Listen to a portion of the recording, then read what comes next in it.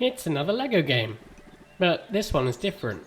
This isn't your usual Traveller's Tales light platforming casual action adventure based on the latest hit IP. This one I feel is a lot truer to the creative spirit of LEGO than anything that's come before it. In this, you actually get to build LEGO by putting pieces together to make builds, which to me always seemed like the point of LEGO. It allows you to engage in both creative and practical problem-solving LEGO builds with direction and purpose. But while the concept sounds great on paper, it's a bit more hit or miss in the execution. The actual building part of the game is a legitimately interesting mechanic. The interface takes a little time to get used to, but ends up feeling pretty good. Almost as if you can feel the little injection molded plastic bricks in your hand. And clicking pieces together is satisfying with juicy sound effects as they snap into place. It's not without its faults though. Sometimes getting pieces to fit where you want is frustrating. When it works, it's kinda sublime. When it doesn't, there's lots of yelling. I started out not caring about the aesthetics of what I was building, being laser focused on the task. If I had to cross a chasm with a bridge, I'd build the shittiest looking bridge using the fewest pieces possible, just to get to the other side. You're not judged on how it looks, after all. But as time went on, I started to take pride in my creations, adding little flourishes here and there just for looks.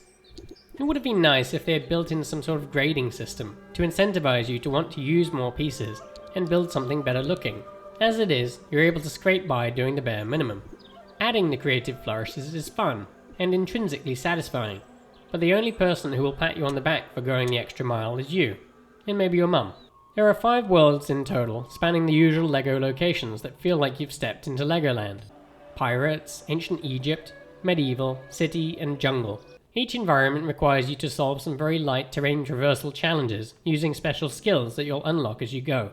I love the little cubicle diorama environments you explore. The LEGO worlds look great, and are so on brand. I especially loved how the waves rolled in the water.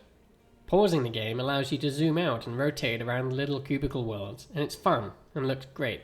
There's a collection of side quests that feels completely phoned in. A random NPC tells you to collect 20 of a certain small animal that you'll find scattered carelessly around the worlds. Without telling you why they want them, or what you'll get for collecting all of them, these fetch quests feel shallow and pointless. If you're going to send me off to kill my time, at least give me a reason to care.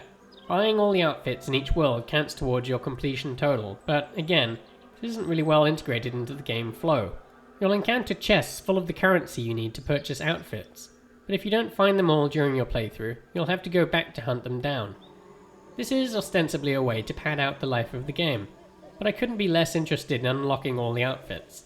Sure, it's a carrot, but for me it was a very skimpy, stunted one that didn't get enough fertilizer or sunlight. The construction puzzles really get your brain cooking. On one, I needed to build a cart to deliver coal. Child's play. Don't insult my intelligence. I built it, and it failed. Over and over again. I was humbled, but appreciated the challenge. The principle of failing fast is alive and well here. Build something quick, test its failure points, then iterate over and over again until it works. I loved the physics simulation. Gravity, balance, and proper load bearing matters. My favourite laugh-out-loud moments were when I built something that failed spectacularly and watched as the test bots fell all over the place with slapstick panache. I wish there were more of these. There are a lot of bridge building puzzles, which is unsurprising given that this is a game by ClockStone, whose dev history includes a lot of games with Bridge Constructor in the title. The puzzles ramp from building simple spans to constructing crossings that are able to bear heavy loads. Each little puzzle comes with a few preset pieces that both intelligently constrain your design and give you clues as to how you're supposed to proceed with the build. Some of the puzzles are a challenge because they don't give you a lot to work with. What took me the longest time to understand was who exactly the game was aiming for. Like a drunk guy with a generalized grudge and a gun, it seemed to be aiming all over the place. It has a bright, juvenile aesthetic, but it also has often very perplexing puzzles.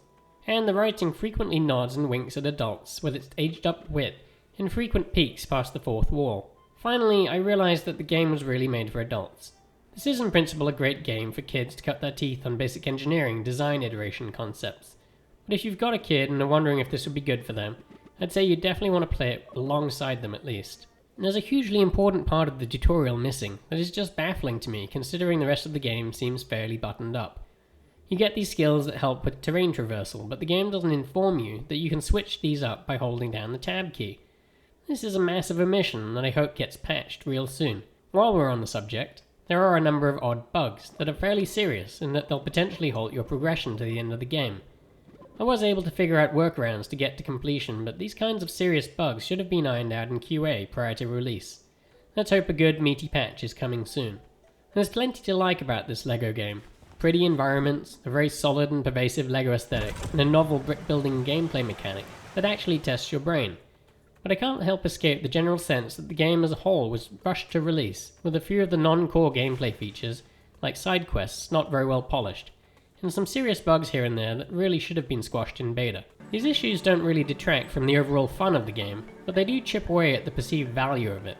Add in the fact that you can blow through the main meat of the game in about 12 to 15 hours, and the $29.99 price tag starts to look a bit off-putting. If you love LEGO, then buy this. You won't be disappointed, but otherwise I'd recommend you wait for a sale.